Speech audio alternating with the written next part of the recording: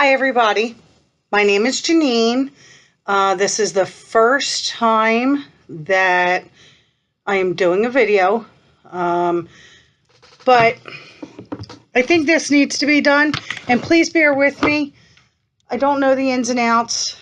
I'll look at the camera, I'll look at myself talk, but I am in a unique position that not many people are, which is I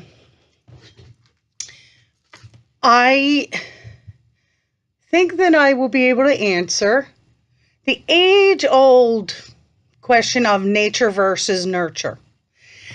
And I say that because I am a mom of three, my oldest being 28, my youngest being 20. I got married late in life, due to a separation somewhat late in life, at the age of 32. And my husband, who, I'm currently with, married to for 5 years, has 3 grown children as well, almost the same ages, which is ironic, 2 girls and a boy, just like me.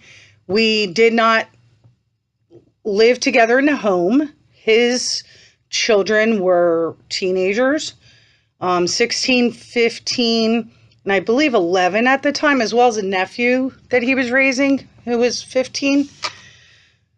So I kind of came in late to the game.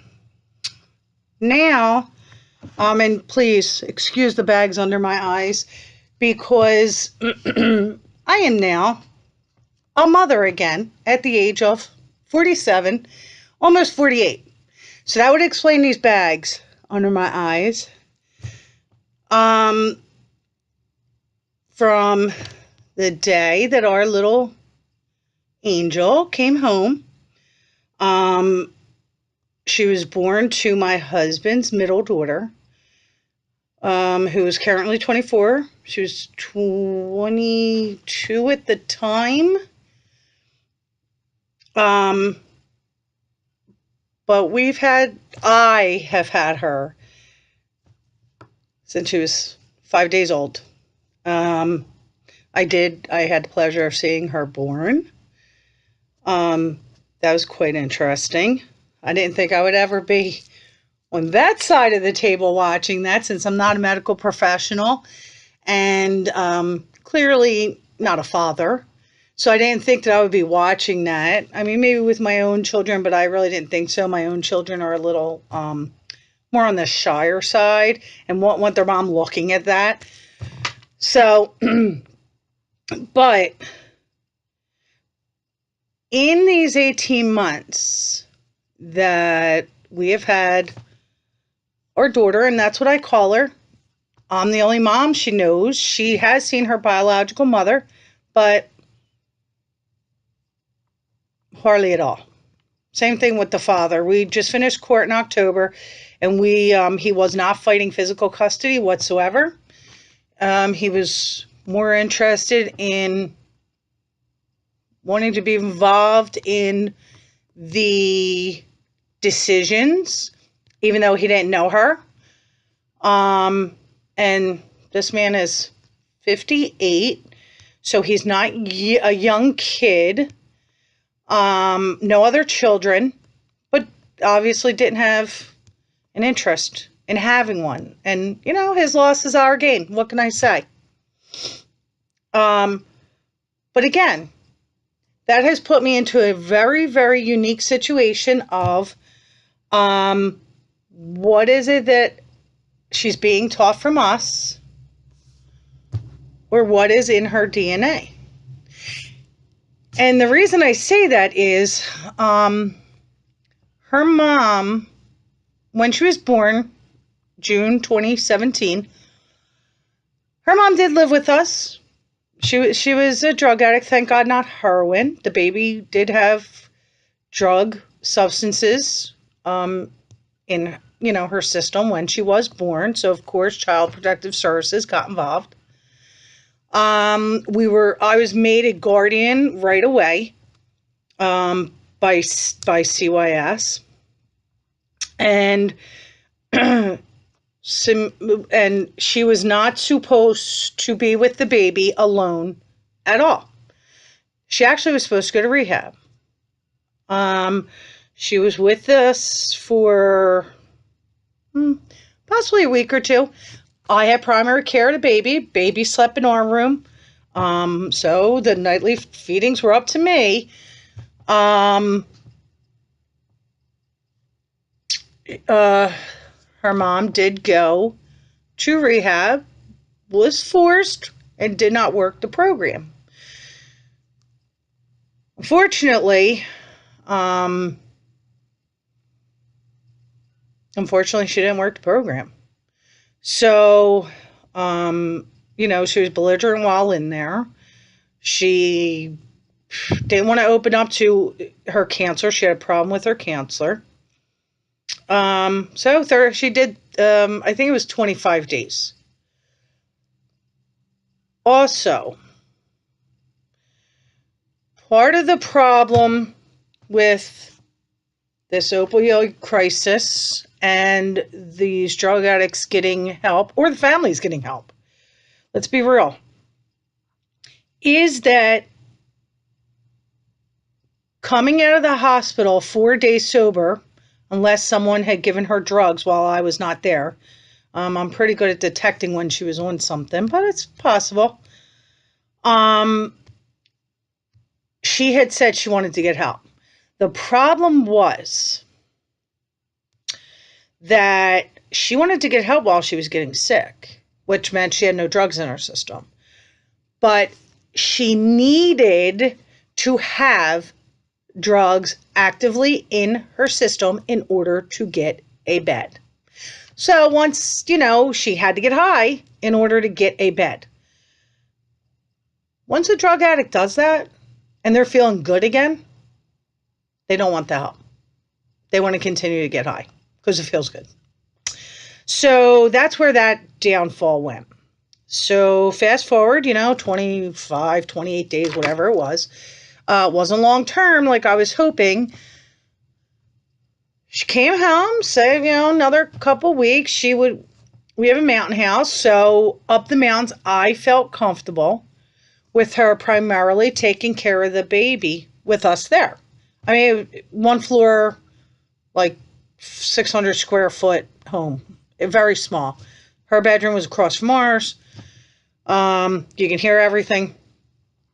So while we were up there, it was only a couple of weekends, she would have the baby in with her. I wanted her to have the knowledge and the feel of what it was really like, what kind of work it was to take care of this baby who wanted to eat 24/7.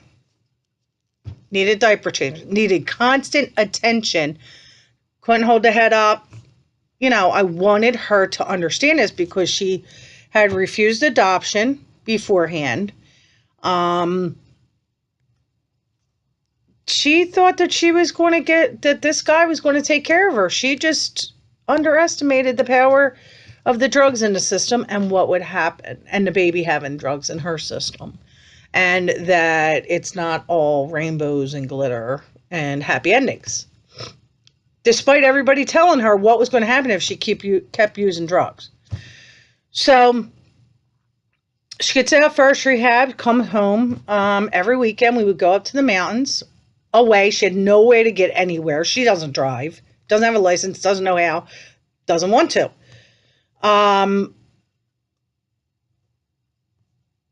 About the second or the third weekend, I knew something was wrong. I had woken up, the baby was screaming, crying in the bedroom, and, her mom passed out on the sofa, not hearing anything. She lied to me and just said that she fell asleep watching a movie, but I'm a police officer, I know. So it's there in my head. Now I start getting on her case because I know something's wrong. Then later on, we had friends over, and the baby was crying. And her mother was very much disconnected, which hadn't been true up until this point. She wasn't concerned. So I took the baby and changed the baby's diaper, and the baby had a little plastic tab from, clothing. Yeah, it must have been poking her in the leg. She wasn't bleeding or anything, but it was irritating her, obviously. So, of course, I'm screaming at her mom. We ended up coming home, and because she was under the county's overlook, every week she had the drug counselor coming to the house, speaking with her. She had a parent assistant coming over to teach her how to be a parent and what she needs to do and all of that. So on this one day, she had the parent guide, I guess, over, and she ended up asking me to come into the kitchen. So I came in, and that's where she told me that she had been actively using again, and that she wanted me to take the baby, to just have the baby. And she was willing to go back into rehab.